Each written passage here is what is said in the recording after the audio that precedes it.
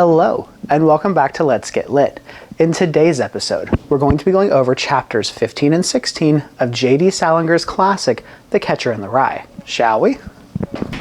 Alright, let's dive into chapter 15. Chapter 15 starts out with Holden telling the reader that he didn't sleep too long, and then it was around 10 a.m. when he woke up. He said that after he smokes a cigarette, he starts to get really hungry. He remembered the last time he ate was the night before when he had 2 hamburgers with Ackley and Mal in Agerstown. He said that seemed like forever ago, like 50 years ago. He said the phone was right beside his bed and he thought about calling room service. However, he was too afraid the elevator boy, Maurice, would be the one to deliver it, so he decides to pass. He tells the reader that instead he gave Sally a buzz. He said she went to St. Mary Woodruff and he knew that she would be home by this time. He said he wasn't too crazy about her now, but he'd known her for a year. He also tells the reader that she knew a lot about plays and literature and theater and all of that stuff. And he says that you have to be really careful with people who know too much about that because it takes you a long time to figure out if they're stupid or not. He said that in his case, it took him quite a few years to figure it out, but they were also necking, so he didn't really think about it that much. He then says that when he calls her house,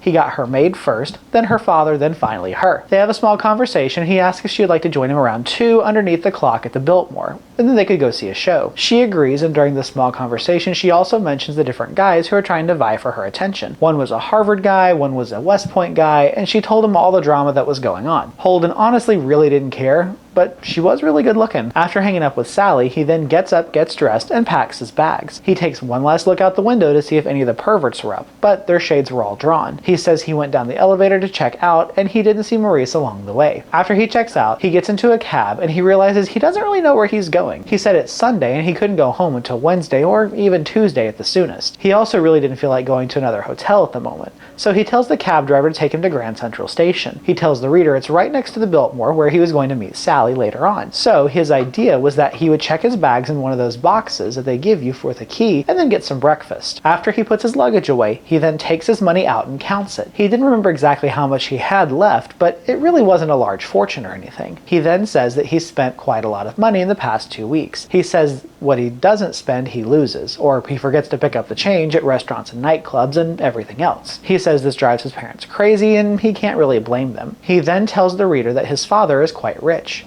He said that his father is a corporate lawyer and he knew that he was rich because he was also investing in Broadway shows. Holden said that these shows always flopped, and it drove his mother crazy. He also tells the reader that his mother hasn't been too healthy since his brother died. This is another reason why he's worried to go home, knowing that he's got the axe from Pensy. After he puts his bags away, he goes into a little sandwich bar and gets breakfast. He tells the reader for him it's quite a large breakfast, one that consists of orange juice, bacon, eggs, toast, and coffee. He tells the reader that usually he just has orange juice for breakfast, and that he's a very light eater. He said he was supposed to be on a diet where he eats lots of starches and other crap to gain weight, but he never did. He said usually when he goes out to eat, he eats a Swiss cheese sandwich and malted milk. He said it isn't much, but you get all your vitamins from the malted milk. He then tells the reader that while he was eating his 2 eggs, 2 nuns with suitcases come up to the counter and start to order. He thinks that they're probably waiting for a train or something and waiting to take them to the next convent. As he looks down at the suitcases, he realizes just how cheap they look. He then goes on to tell the reader about a memory and also that he doesn't like cheap suitcases. The memory that he has is when he was at Elkton Hills, and he remembered the boy's name was Dick Slagle. He goes on to say that this boy had very inexpensive suitcases and he used to keep them under the bed instead of on top of the racks. That way nobody could see them. Holden says this depressed him because Holden's bags were very expensive bags. They were name brand,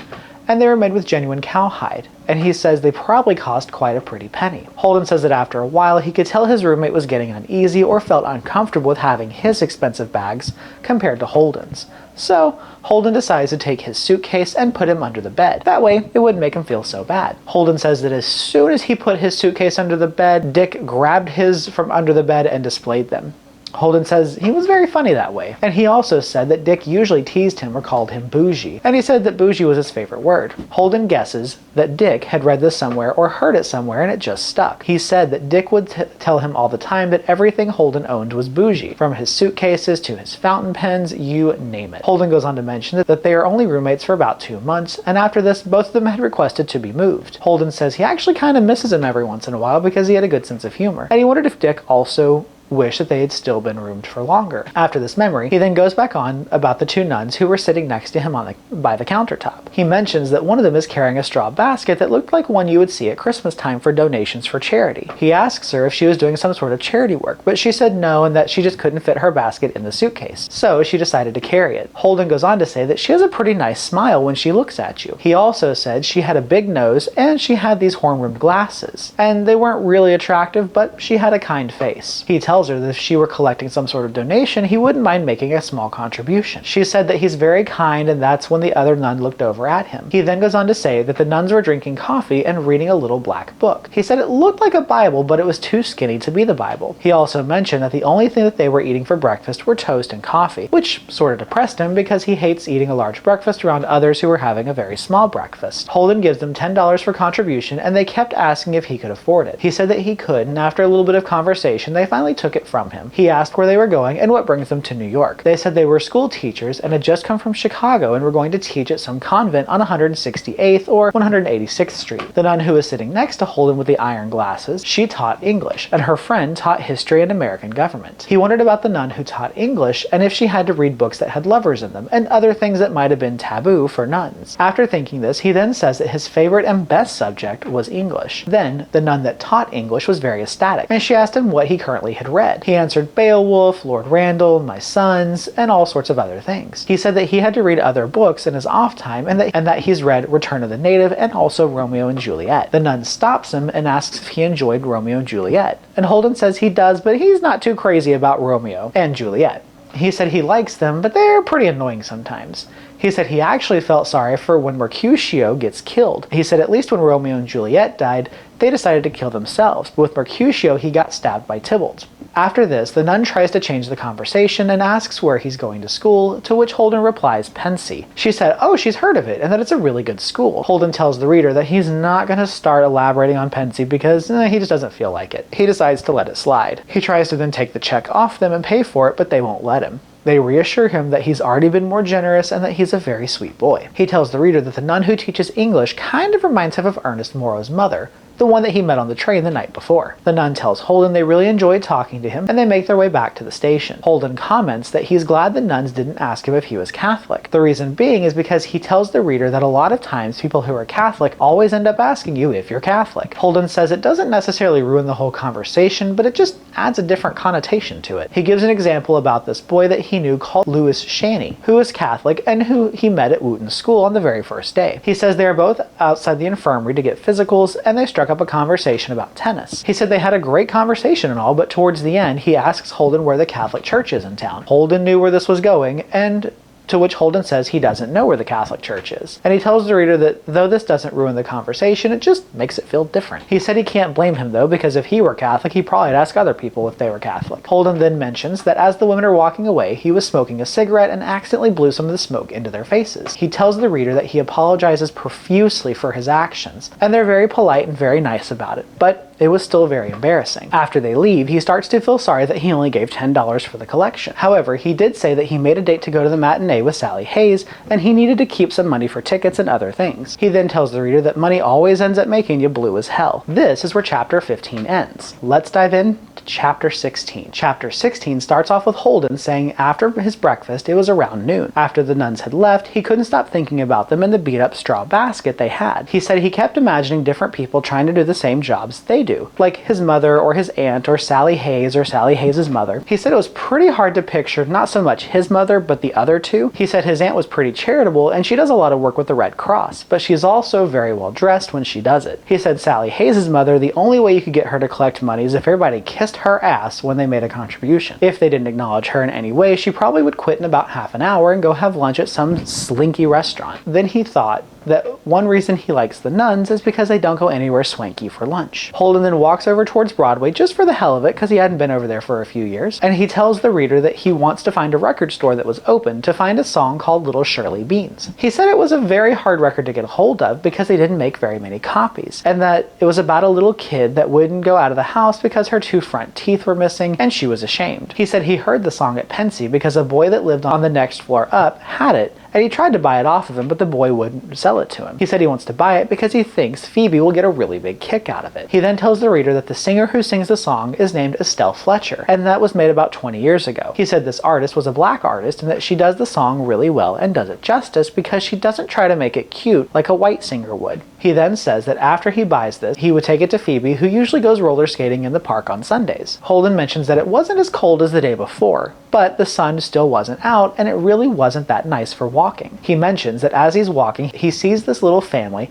consisting of a father, a mother, and a little kid about 6 years old. He mentions they look pretty poor, and the father had on a little hat that most poor men wear when they want to look fancy. He mentions that the husband and wife were walking along, talking and not really paying attention to their child. He said the child was very swell. He was walking in the street, right along the sidewalk, but right next to the curb. He also mentions that the child was singing a song that contains the lyrics, "If a body catch a body coming through the rye." Holden then says that the child has a really nice voice, and he was singing just for the hell of it, and you could tell. Holden then says that when he gets to Broadway, it was mobbed and messy. He said it was Sunday and only about noon, but it was packed nonetheless, with everybody on their way to the movies, either at the Paramount or at the Strand or the Capitol or one of those crazy places. He said everybody was all dressed up because it was Sunday. He also said that you could tell that people wanted to dress up to go to the movies, and he also said that he couldn't imagine standing in line just to get tickets for a show. Holden says the first record store he goes into luckily had a copy of Little Shirley Beans, and they charged him $5 for it. But he didn't care. This makes him happy all of a sudden, and now he could hardly wait to get to the park to see Phoebe and give it to her. On his way out of the record store, he passes a drugstore and goes in. He tries to ring up Jane to see if she were home on vacation, but when he gets into the phone booth to call her up, her mother answers and he quickly hangs up. He tells the reader that he doesn't really feel in the mood to talk to the girl's mother on the phone. After that, he tells the reader that he still had to go get those damn theater tickets, so he bought a paper and looked up to see what kind of shows were playing. He said that because of the fact it was Sunday, there were only 3 shows playing.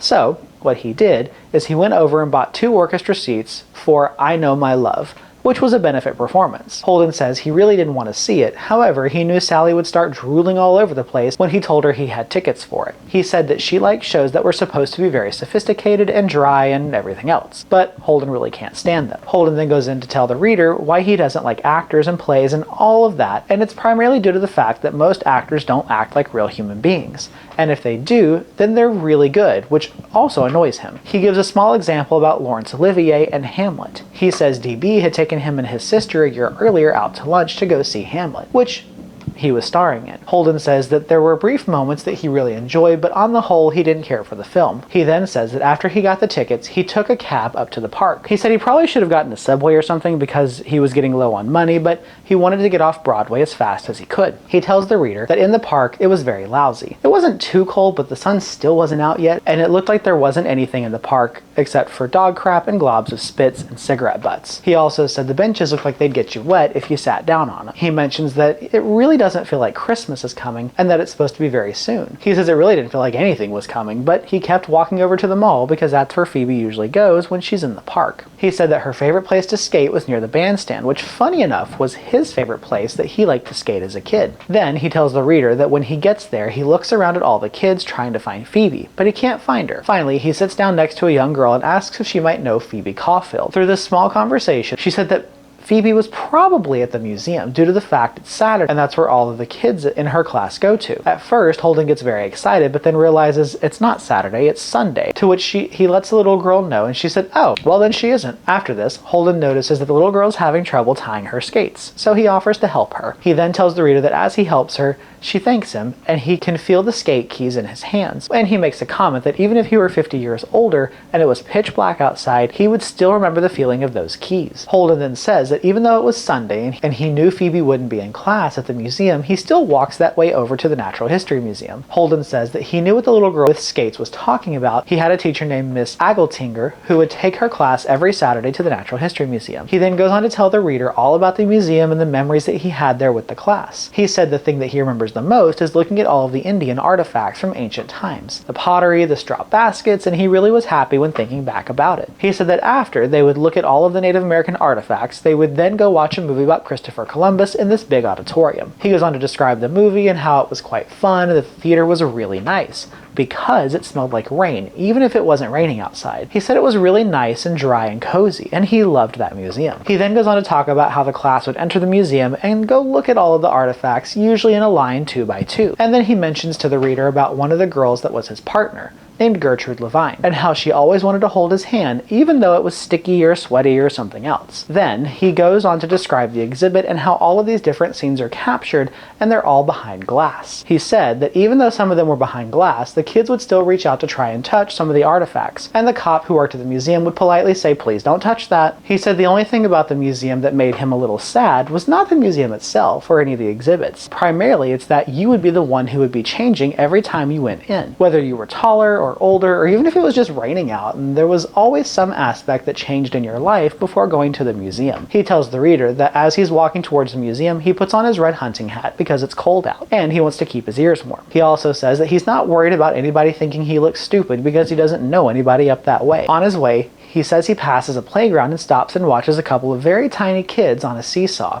He said one of them was a little fatter than the other, so he put his hand on the skinny kid's side to sort of even out the weight. But he could tell they didn't want him around, so he left them alone. He then says that once he gets to the museum, all of a sudden he gets a feeling that he doesn't want to go inside, even though he had just walked the entirety of the park to get over there. He mentions that if Phoebe were there, he'd probably gone inside, but she wasn't. So instead, in front of the museum, he grabs a cab and goes to the Biltmore because he still had to catch his date with Sally, even though he didn't really feel like going. This is where chapter 16 ends. I hope you enjoyed today's episode. Please remember to like, share, and subscribe. Have a wonderful rest of your day.